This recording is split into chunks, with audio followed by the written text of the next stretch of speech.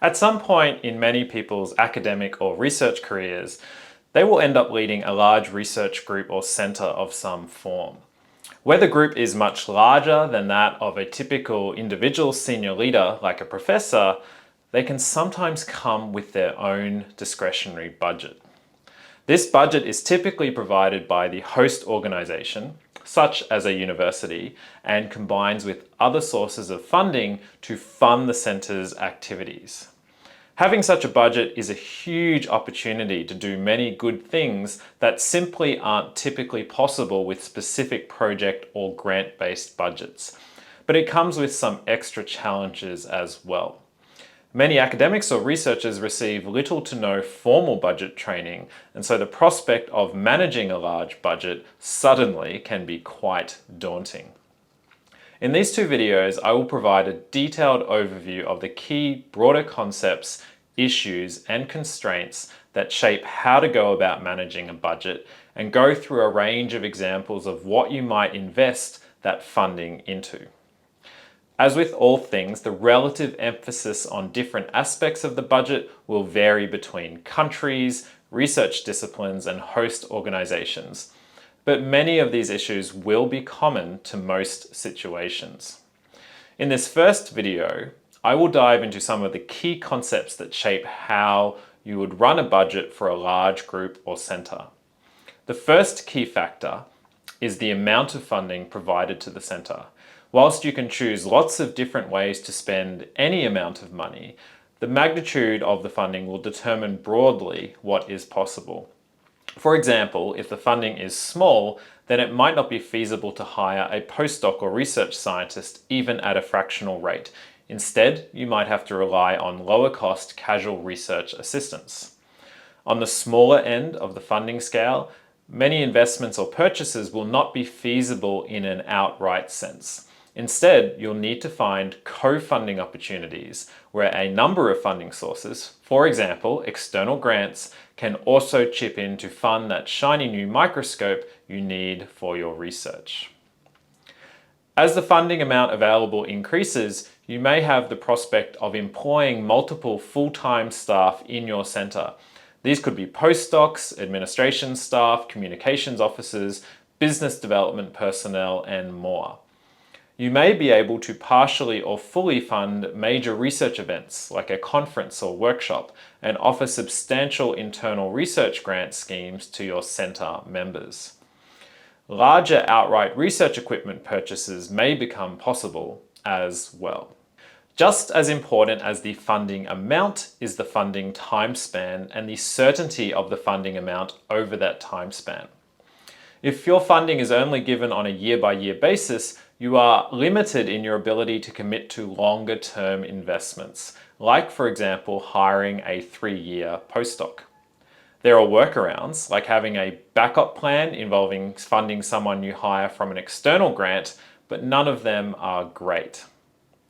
Sometimes you may have certainty of funding for 3 years or more, but the exact amount funded each year is not guaranteed and may vary. In these situations, you can prioritize longer-term funding commitments to the most vital long-term investments, like postdocs, for example, and vary as needed the amount of discretionary funding you have each year for less critical or more flexible activities. Limited funding time spans also limit your ability to make time-delayed commitments, like providing a funding contribution to an external grant or fellowship a member of your centre is applying for. Indexing is incredibly important for internal funding schemes. The broad idea of indexing funding for a centre is to increase the funding each year to keep up with inflation and salary increases.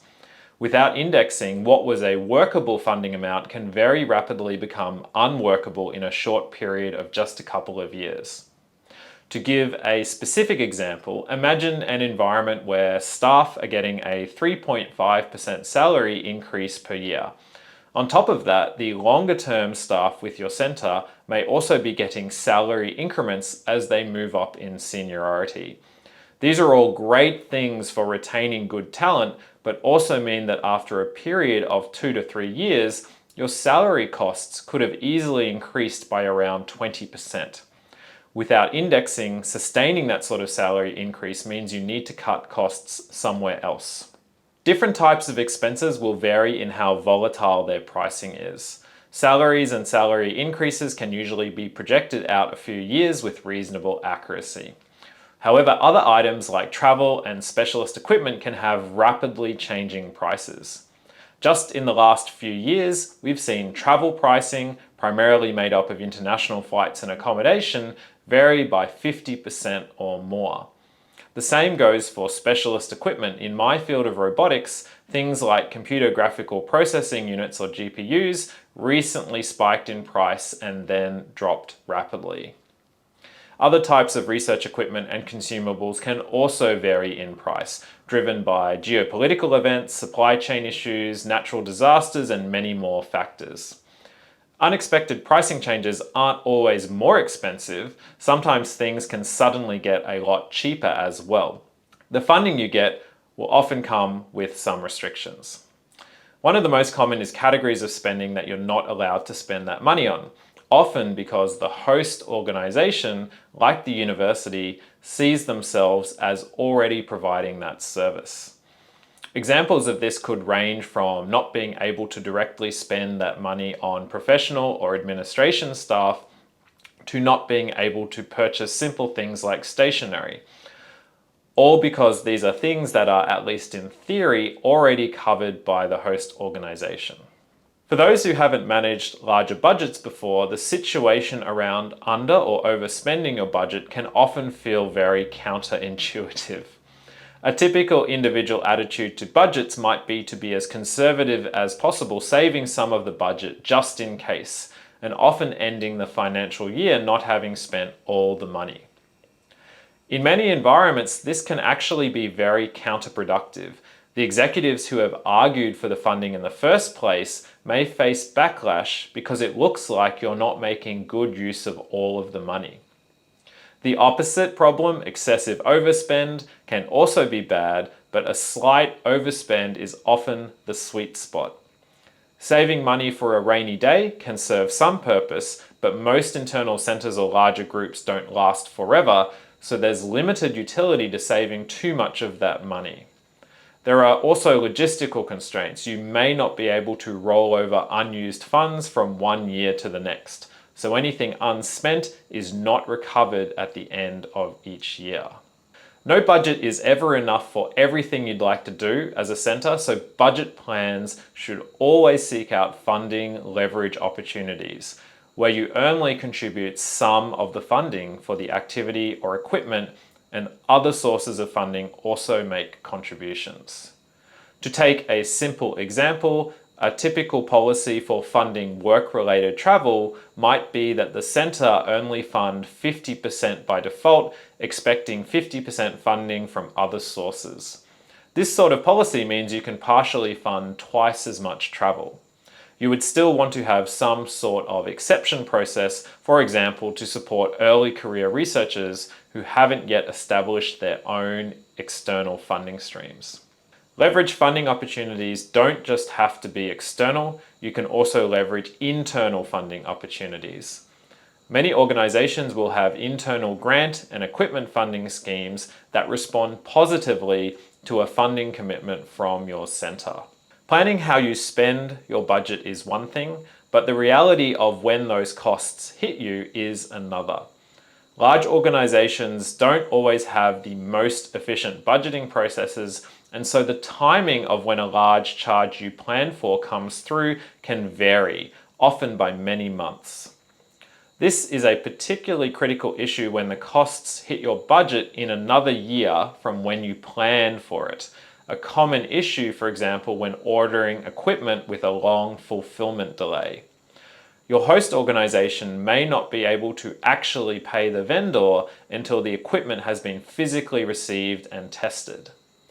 When this occurs, you can end up underspent in the first year and overspent in the next year, which can play havoc with your budget. Another complicating factor is the situation where an organization can also sometimes charge expenses to other accounts in the interim, both intentionally and by accident, and then shift the charges over to the correct account at some later stage. If you look at your budgets assuming that that expense has already been covered, then you can be in for a rude shock when it actually hits your accounts later on. There will also be occasional completely unexpected costs, like extra fees or charges on accounts that weren't initially expected or planned for. Again, the timing on these can vary hugely, sometimes occurring months or even years after the relevant activity occurred. While saving lots of money for a rainy day is not necessarily a good plan, you will want to consider reserving some funding in a strategic reserve for unexpected opportunities.